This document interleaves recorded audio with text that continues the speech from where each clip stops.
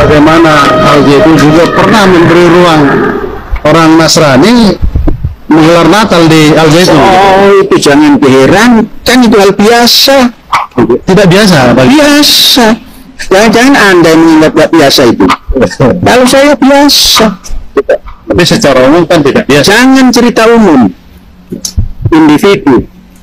Persatuan Indonesia itu adalah dari rakyat. Individu itu masa yang biasa dikatakan nggak biasa. Menimbang jangan selalu.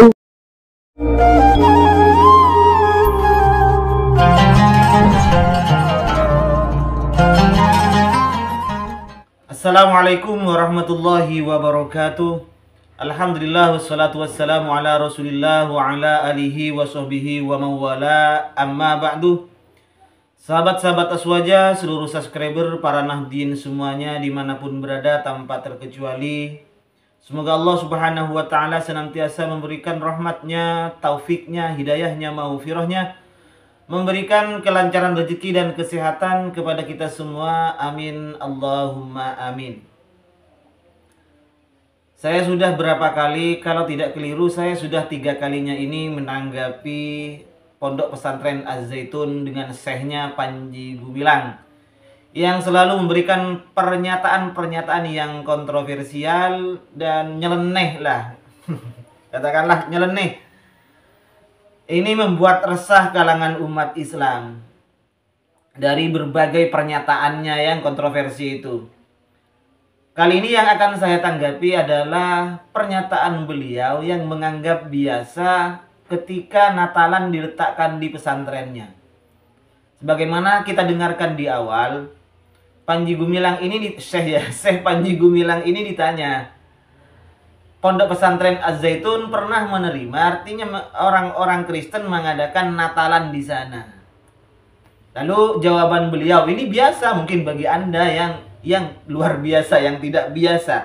Artinya memang biasa, kata Pak Panji Gumilang ini, Natalan, yang mana Natalan ini adalah hari raya orang-orang Kristen, saudara-saudara kita yang dari Kristiani itu, Natalannya, hari rayanya diletakkan di pesantren. Yang katakanlah pesantren itu namanya pesantren adalah Islam, agamanya Islam. Baik, yang pertama saya akan mengomentari Pak Syekh Panji Gumilang ini yang mengatakan bahwa Natalan itu sudah biasa diletakkan, diadakan di pondok pesantrennya. Allah Subhanahu wa taala berfirman di dalam surat Al-Furqan ayat 72 kalau saya tidak keliru, walladzina la yashhaduna az-zura wa idza marru bil-lagwi marru kirama. Orang-orang yang tidak mengadakan penyaksian, tidak memberikan kesaksian terhadap az-zur. Az-zura ini, nanti apa maknanya zur ini? Saksi palsu, kepalsuan ini apa? Tidak menyaksikan kepalsuan. Nanti makna zur ini kita lihat di tafsirnya. Apabila mereka melewati, kebetulan melewati al-lagwi, sesuatu yang tidak ada faedahnya, maka mereka marru, mereka berlalu begitu saja dengan menjaga image-nya, dengan menjaga harga dirinya. Nah, begini maksudnya. Ibnu Katsir menjelaskan di dalam kitabnya, kitab tafsir Ibnu Katsir tentang ayat tersebut, Al-Furqan ayat 72 ini, wa min sifati ibadir rahman, termasuk sifat-sifatnya hamba-hamba Allah Subhanahu wa taala adalah itu. Walladzina la yashhaduna az-zura. Zur ini ditafsiri oleh ulama. Ibnu Katsir di situ menulis ini adalah asyirku wa ibadatul asnam. Syirik dan penyembahan terhadap berhala. Ini orang-orang yang sifatu ibadir rahman, yang punya sifat-sifat sebagai hamba Allah Subhanahu wa taala yang Maha Rahman, maka tidak akan pernah menyaksikan itu. Itu yang pertama. Terus kemudian beliau Ibnu Katsir menulis di bawahnya, selanjutnya, wa idza marru bil lagwi marru kirama. Apa makna al-lagwi di sini? Sesuatu yang tidak berfaedah di sini maknanya apa? Di situ Ibnu Katsir mengutip pernyataannya Abul Aliyah dan Tawus dan lain-lainnya. Di situ ada beberapa ulama. Katanya di sini ditafsiri oleh mereka itu adalah al-lagwu di sini. Al-lagwu ditafsiri dengan a'yadul musyrikin. Hari besarnya, hari rayanya orang-orang musyrik.